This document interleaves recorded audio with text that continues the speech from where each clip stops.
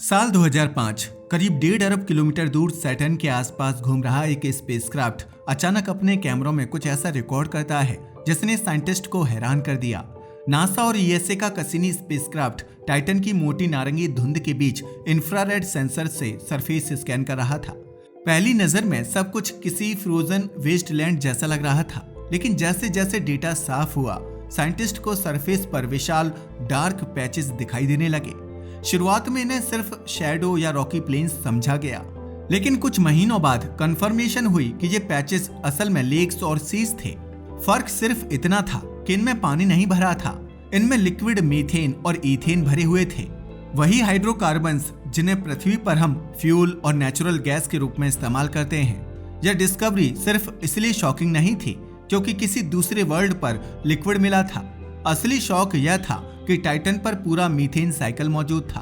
वहां बादल बनते हैं, बारिश होती है, नदियां बहती हैं, झीलें भरती हैं, इवेपोरेशन होता है और फिर एटमॉस्फेयर में वापस क्लाउड्स बनते हैं।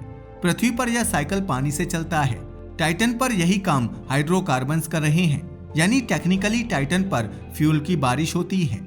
सैटर्न का यह मून बाकी मून्स जैसा नहीं है। टाइटन सोलर सिस्टम का दूसरा सबसे बड़ा मून है और आकार में प्लैनेट मरकरी से भी बड़ा है। इसका एटमॉस्फेयर इतना डेंस है कि सरफेस पर खड़े होकर अगर कोई इंसान ऊपर देखे तो उसे आसमान धुंधला नारंगी दिखाई देगा।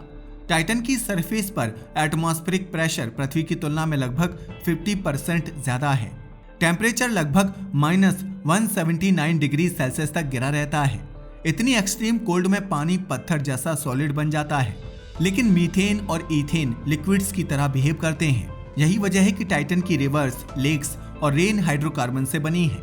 वॉयेजर मिशंस ने 1980s में टाइटन की एग्जिस्टेंस के बारे में बेसिक इंफॉर्मेशन दी थी, लेकिन उसकी थिक एटमॉस्फेयर के कारण सरफेस दिखाई नहीं देती थी। लंबे समय तक साइंटिस्ट को यह समझ ही नहीं आया कि नीचे आखिर है क्या। कुछ रिसर्चर्स को लगता था कि सरफेस के नीचे ग्लोबल लिक्विड ओशन हो सकता है। कुछ का मानना था कि पूरी सरफेस फ्रोजन हाइड्रोकार्बन से ढकी होगी, लेकिन डायरेक्ट प्रूफ किसी के पास नहीं था। और फिर आया कैसिनी-हुगेंस मिशन। यह मिशन स्पेस एक्सप्लोरेशन हिस्ट्री के सबसे एम्बिशियस प्रोजेक्ट्स में से एक था। नासा, यूएसए और इटालियन स्पेस एजेंसी ने मिलकर इसे बनाया। 1997 में यह लॉन्च हुआ। यह स्पेसक्राफ्ट करीब 7 साल तक स्पेस में ट्रैवल करता रहा। मिशन इतना एक्सपेंसिव और रिस्की था कि अगर इसमें कोई मेजर टेक्निकल फेलियर होता तो पूरी ह्यूमैनिटी दशकों तक टाइटन को करीब से स्टडी नहीं कर पाती। 2004 में कैसिनी आखिरकार सैटर्न ऑर्बिट में पहुंचा और फिर शुरू हुआ टाइटन एक्सप्लोरेशन का सबसे महत्वपूर्ण फेज। 14 जनवरी 2005 को यूएसए का हुगेंस प्रोब टाइटन के एटमॉस्फेयर में उतरा। यह मानव इतिहास का सबसे दूर उतरने वाला रोबोटिक लैंडर था। प्रोब जब एटमॉस्फेयर में घुसा तब उसकी स्पीड हजारों किलोमीटर पर आवर थी। एंट्री के दौरान हीटिंग पृथ्वी की तुलना में अलग थी, क्योंकि टाइटन का एटमॉस्फेयर डेंस होने के साथ बेहद कोल्ड भी है। पैराशूट से खुलने के बाद हुगेंस धीरे धीरे नीचे उतरने लगा और पहली बार इंसानों ने टाइटन की सरफेस को करीब से देखा। इमेजेस में जो दिखाई दिया वह और भी सरप्राइजिंग था। सरफेस पर राउंडेड आइस रॉक्स पड़े थे, जैसे किसी लिक्विड फ्लो ने उन्हें लंबे समय तक घिसा हो। चैनल्स दिखाई दिए जो बिल्कुल सूखी रिवर वैलीज जैसे लगते थे। इसका मतलब साफ था, टाइटन पर कभी ना कभी लिक्विड फ्लो हुआ है। बाद में कैसिनी रडार डेटा ने कंफर्म किया कि वहां एक्टिव मीथेन रिवर्स मौजूद है। टाइटन की नॉर्थ पोल रीजन में क्राकन मेयर, लीजिया मेयर और पंगा मेयर जैसी विशाल हाइड्रोकार्बन सीज मौजूद हैं। क्राकन मेयर इतना विशाल है कि इसका आकार पृथ्वी के कैस्पियन सी के बराबर माना जाता है। इन सीज की डेप्थ कुछ जगहों पर 300 मीटर से ज्यादा हो सकती है। इनमें डिसॉल्व्ड नाइट्रोजन, मीथेन और ईथेन मौजूद है। पृथ्वी पर ऑयल रिजर्व्स जमीन के नीचे ट्रैप्ड रहते हैं, लेकिन टाइटन पर हाइड्रोकार्बन्स खुले सरफेस पर लेक्स और सीज की तरह पड़े हैं। अगर टाइटन के मीथेन रिजर्व्स को पृथ्वी के हिसाब से कंपेयर किया जाए तो वहां मौजूद हाइड्रोकार्बन्स हमारी पूरी सिविलाइजेशन की नॉन ऑयल और नेचुरल गैस रिजर्व से कई गुना ज्यादा हो सकते हैं। साइंटिस्ट का अनुमान है कि टाइटन पर मौजूद लिक्विड हाइड्रोकार्बन्स की मात्रा पृथ्वी के फॉसिल फ्यूल रिजर्व्स की तुलना में सैकड़ों गुना ज्यादा है। लेकिन यह सुनकर जो पहली इमेजिनेशन आती है कि क्या फ्यूचर में इंसान वहां जाकर फ्यूल कलेक्ट करेगा, लेकिन रियलिटी उससे कहीं ज्यादा कॉम्प्लिकेटेड है। टाइटन तक पहुंचना ही एक मैसिव चैलेंज है। पृथ्वी से सैटर्न की एवरेज डिस्टेंस लगभग 1.4 बिलियन किलोमीटर्स है। वर्तमान टेक्नोलॉजी के हिसाब से वहां पहुंचने में कई साल लगते हैं। फिर वहां का टेम्परेचर इतना लो है कि सामान्य मशीनरी इंस्टेंटली फेल हो सकती है। सामान्य चिकनाई वाले पदार्थ जम जाएंगे, कई धातुएं बेहद कमजोर और टूटने योग्य हो सकती हैं और इलेक्ट्रॉनिक उपकरणों को लगातार गर्म रखने की जरूरत पड़ेगी। सोलर एनर्जी लगभग यूजलेस हो जाती है क्योंकि सैटर्न तक सनलाइट बहुत कमजोर पहुंचती है। इसलिए फ्यूचर मिशंस को न्यूक्लियर पावर सिस्टम्स की जरूरत पड़ेगी। लेकिन टाइटन की सबसे इंटरेस्टिंग चीज सिर्फ उसकी फ्यूल लेक्स नहीं है, असली मिस्ट्री उसकी केमिस्ट्री है। टाइटन का एटमॉस्फेयर लगभग 95% नाइट्रोजन से बना है, जो कंपोजिशन के मामले में कुछ हद तक पृथ्वी जैसा है। फर्क यह है कि वहां ऑक्सीजन नहीं है। अपर एटमॉस्फेयर में सनलाइट और सैटर्न की मैग्नेटिक रेडिएशन मीथेन मॉलिक्यूल्स को तोड़ती रहती है। इससे कॉम्प्लेक्स ऑर्गेनिक मॉलिक्यूल्स बनते हैं। धीरे धीरे ये कंपाउंड्स नीचे गिरते हैं और टाइटन की सरफेस पर जमा होते रहते हैं। साइंटिस्ट इन्हें थॉलिन्स कहते हैं। यही कंपाउंड्स टाइटन को उसका ऑरेंज कलर देते हैं। कुछ रिसर्चर्स मानते हैं कि टाइटन कुछ मामलों में अर्ली अर्थ की प्रीबायोटिक केमिस्ट्री जैसा एनवायरनमेंट रिप्रेजेंट कर सकता है। अरबों साल पहले पृथ्वी पर भी ऑक्सीजन रिच एटमॉस्फेयर नहीं था, वहां भी कॉम्प्लेक्स ऑर्गेनिक केमिस्ट्री हो रही थी। इसलिए टाइटन को स्टडी करना शायद यह समझने में मदद करे कि लाइफ की शुरुआती केमिस्ट्री कैसे शुरू हुई होगी। फर्क सिर्फ इतना है कि टाइटन पर एक्सट्रीम कोल्ड रिएक्शंस को बहुत स्लो कर देता है।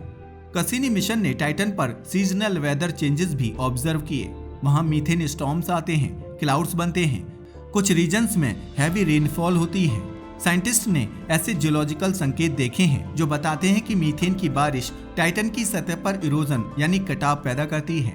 यानी टाइटन की जमीन सिर्फ वॉल्केनोज या एस्टेरॉयड इम्पैक्ट से ही नहीं बदलती, बल्कि वहां का वेदर सिस्टम भी उसके लैंडस्केप को लगातार आकार देता रहता है।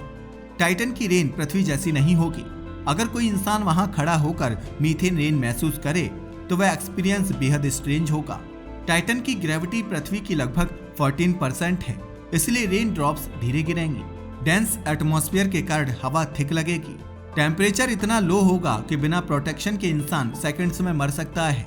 लेकिन साइंटिफिकली देखा जाए तो टाइटन सोलर सिस्टम की उन कुछ जगहों में से है जहां स्टेबल लिक्विड्स सरफेस पर मौजूद हैं। इसी वजह से फ्यूचर स्पेस एजेंसीज टाइटन को लेकर बेहद इंटरेस्टेड हैं। नासा का ड्रैगन फ्लाई मिशन इसी इंटरेस्ट का रिजल्ट है।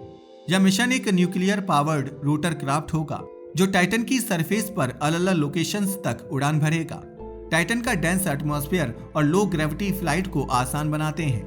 पृथ्वी पर इतनी बड़ी ड्रोन को उड़ाने के लिए बेहद ज्यादा ऊर्जा की जरूरत पड़ती है, लेकिन टाइटन पर रिलेटिवली कम पावर से लॉन्ग डिस्टेंस फ्लाइट्स संभव हैं। ड्रैगन फ्लाई मिशन का उद्देश्य सिर्फ सरफेस फोटोग्राफी नहीं है, यह ऑर्गेनिक केमिस्ट्री, हैबिटेबिलिटी और प्रीबायोटिक कंपाउंड्स को स्टडी करेगा। साइंटिस्ट यह समझना चाहते हैं कि मीथेन रिच एनवायरनमेंट में कौन कौन से केमिकल रिएक्शंस हो सकते हैं। मिशन यह भी जांचेगा क्या टाइटन की आइसी क्रस्ट के नीचे लिक्विड वाटर ओशन मौजूद हो सकता है। कई साइंटिफिक मॉडल्स सजेस्ट करते हैं कि टाइटन की आइसी क्रस्ट के नीचे ammonia mixed liquid water ocean मौजूद हो सकता है। अगर ऐसा है तो टाइटन सिर्फ हाइड्रोकार्बन से भरी दुनिया नहीं, बल्कि उसकी सतह के नीचे जीवन के अनुकूल वातावरण मौजूद होने की संभावना भी हो सकती है। लेकिन टाइटन एक्सप्लोरेशन आसान नहीं होगी। टाइटन और पृथ्वी के बीच वन वे कम्युनिकेशन डिले लगभग 70 से 90 मिनट तक हो सकता है, यानी रियल टाइम कंट्रोल इम्पॉसिबल होगा। मशीनों को ज्यादातर काम खुद ही करने पड़ेंगे। वहां की थिक एटमॉस्फेयर रडार और रेडियो कम्युनिकेशन को भी प्रभावित कर सकती है। लैंडिंग ऑपरेशंस बेहद जोखिम भरी होंगी क्योंकि टाइटन की सतह हर जगह अलग अलग तरह की है। कहीं चिपचिपी हाइड्रोकार्बन कीचड़ हो सकती है, कहीं बर्फ जैसी कठोर चट्टानें और कहीं कहीं ढीले ऑर्गेनिक रेत के विशाल टीले। हाँ, टाइटन पर ड्यून्स यानी रेत भी हैं। इक्वेटोरियल रीजन्स में विशाल डार्क ड्यून्स फैली हुई हैं। ये ड्यून्स सैंड से नहीं बल्कि हाइड्रोकार्बन पार्टिकल से बनी मानी जाती हैं। कुछ ड्यून्स सैकड़ों किलोमीटर से लंबी हैं। टाइटन की हवाएं समय के साथ इन ड्यून्स को शेप देती रहती हैं। मतलब टाइटन सिर्फ लेक वाला मून नहीं है, वहाँ rivers, rain, seas, dunes, fog, clouds और वेदर सिस्टम्स सब मौजूद हैं। यह एक कंप्लीट एक्टिव वर्ल्ड है। एक समय साइंटिस्ट सोचते थे कि आउटर सोलर सिस्टम के आइसी मून्स डेड वर्ल्ड्स होंगे, लेकिन टाइटन ने यह जम्पशन पूरी तरह बदल दी। यहाँ केमिस्ट्री एक्टिव है, क्लाइमेट एक्टिव है और सरफेस कॉन्स्टेंटली बदल रही है। यह इतना यूनिक एनवायरनमेंट है कि कई प्लानिटरी साइंटिस्ट्स इसे अर्थ लाइक एलियन वर्ल्ड कहते हैं। फिर भी टाइटन इंसानों के लिए फ्रेंडली नहीं है। वहाँ ब्रीदेबल ऑक्सीजन नहीं है। सरफेस टेम्परेचर क्रायोजेनिक लेवल पर है। सनलाइट इतनी कम है कि दिन में भी ट्विलाइट जैसा एनवायरनमेंट रहेगा। अगर कोई इंसान वहाँ बिना प्रोटेक्शन के जाए तो उसके लंग्स इंस्टेंटली फ्रीज हो सकते हैं। इंसानों को जीवित रहने के लिए गर्म और सुरक्षित रहने वाली बंद जगहों की जरूरत पड़ेगी। फूड प्रोडक्शन इम्पॉसिबल जैसी चैलेंज होगी क्योंकि सनलाइट बहुत कम है। हर रिसोर्स को रिसाइकल करना पड़ेगा। लेकिन strangely Titan future colonization discussions में बार बार आता है। वजह है उसका एटमॉस्फेयर। मार्स की तुलना में टाइटन का डेंस एटमॉस्फेयर रेडिएशन प्रोटेक्शन देता है। वहाँ हार्मफुल कॉस्मिक रेडिएशन रिलेटिवली कम सरफेस तक पहुँचती है। Low gravity long term human health के लिए प्रॉब्लम हो सकती है, लेकिन एटमॉस्फेयर एंट्री और लैंडिंग को आसान बनाता है। कुछ वैज्ञानिक मानते हैं कि दूर भविष्य में टाइटन ईंधन और हाइड्रोकार्बन से जुड़े कामों का बड़ा केंद्र बन सकता है। हालांकि इकोनॉमिक रियलिटी फिलहाल ऐसी किसी पॉसिबिलिटी को सपोर्ट नहीं करती। पृथ्वी से इतनी दूर ईंधन निकालना आर्थिक रूप से लगभग नामुमकिन होगा। सिर्फ उसे लाने ले जाने में ही इतनी ज्यादा ऊर्जा लगेगी जिसकी कल्पना करना भी मुश्किल है। इसलिए टाइटन का महत्व अभी कमर्शियल नहीं बल्कि साइंटिफिक है। यह हमें प्लैनेटरी इवोल्यूशन, क्लाइमेट सिस्टम्स और ऑर्गेनिक केमिस्ट्री के बारे में नई अंडरस्टैंडिंग दे रहा है। कैसिनी मिशन 2017 में खत्म हो गया जब स्पेसक्राफ्ट को जानबूझकर सैटर्न के एटमॉस्फेयर में क्रैश कराया गया। साइंटिस्ट नहीं चाहते थे कि फ्यूचर में एक्सीडेंटली या टाइटन या एनसेलेडस जैसे मून्स को कंटेमिनेट करे। लेकिन अपने अंतिम वर्षों तक कैसिनी लगातार टाइटन के बारे में नए डेटा भेजता रहा। हर फ्लाईबाई के साथ यह साफ होता गया कि टाइटन सिर्फ एक फ्रोजन मून नहीं बल्कि एक डायनामिक वर्ल्ड है। आज भी प्लैनेटरी साइंस कम्युनिटी में टाइटन सबसे एक्साइटिंग टारगेट्स में गिना जाता है, क्योंकि सोलर सिस्टम में कहीं और ऐसा एनवायरनमेंट नहीं मिलता जहां thick atmosphere, stable surface liquids, organic chemistry और एक्टिव वेदर सिस्टम एक साथ मौजूद हों। वीनस पर एटमॉस्फेयर डेंस है लेकिन टेम्परेचर हेलिश है। मार्स पर एंशिएंट रिवर्स और लेक्स के साइंस हैं, लेकिन वर्तमान परिस्थितियों में स्टेबल लिक्विड वाटर लंबी समय तक सरफेस पर टिक नहीं पाता। यूरोपा और एनसेलेडस के नीचे ओशंस हो सकते हैं, लेकिन सरफेस पर लिक्विड्स नहीं है। टाइटन इन सब के बीच यूनिकली बैलेंस्ड वर्ल्ड है। और शायद सबसे फैसिनेटिंग बात यह है कि वहाँ जो बारिश होती है वह किसी साइंस फिक्शन इमेजिनेशन की तरह नहीं बल्कि रियल फिजिक्स और केमिस्ट्री का रिजल्ट है। टाइटन के क्लाइमेट सिस्टम में मीथेन वही हाइड्रोलॉजिकल रोल निभाता है जो पृथ्वी पर पानी निभाता है। मीथेन के बादलों से गिरने वाली बूंदें टाइटन की झीलों और समुद्रों को फिर से भरती रहती हैं। रिवर्स सरफेस को काटती हैं। सीज स्लोली एवेपोरेट होते हैं, फिर एटमॉस्फेयर में जाकर नए क्लाउड्स बनते हैं। एक पूरा एलियन हाइड्रोलॉजिकल साइकिल अरबों किलोमीटर दूर लगातार चल रहा है। जब इंसानों ने पहली बार फायर बनाना सीखा था तब हाइड्रोकार्बन्स हमारी सिविलाइजेशन की बैकबोन बनेंगे, यह किसी ने नहीं सोचा था। आज पृथ्वी की मॉडर्न इकोनॉमी लार्जली ऑयल और नेचुरल गैस पर टिकी है और सोलर सिस्टम के आउटर रीजन्स में मौजूद टाइटन ऐसा वर्ल्ड निकला जहां हाइड्रोकार्बन्स मीथेन रेन के रूप में सरफेस साइकिल का हिस्सा हैं। लेकिन सबसे हैरान करने वाली बात यह है कि जिस चीज के लिए पृथ्वी पर युद्ध हुए, उद्योग खड़े हुए और पूरी अर्थव्यवस्थाएं बनी, वही टाइटन पर इतनी ज्यादा मात्रा में मौजूद है कि वहां वह प्रकृति का एक आम हिस्सा बन चुकी है। शायद यही टाइटन को इतना फैसिनेटिंग बनाता है। वह हमें सिर्फ एलियन लैंडस्केप्स नहीं दिखाता, वह यह भी दिखाता है कि यूनिवर्स में फैमिलियर चीजें भी कितनी अलग फॉर्म्स में एग्जिस्ट कर सकती हैं। पृथ्वी पर पानी लाइफ की फाउंडेशन बना, टाइटन पर मीथेन ने वेदर, रिवर्स और सीज बना दिए। दोनों वर्ल्ड्स कंप्लीटली अलग हैं, लेकिन दोनों फिजिक्स के उन्हीं यूनिवर्सल लॉज को फॉलो करते हैं। आज के लिए बस इतना ही। वीडियो पसंद आया हो तो इसे लाइक और शेयर करें। धन्यवाद।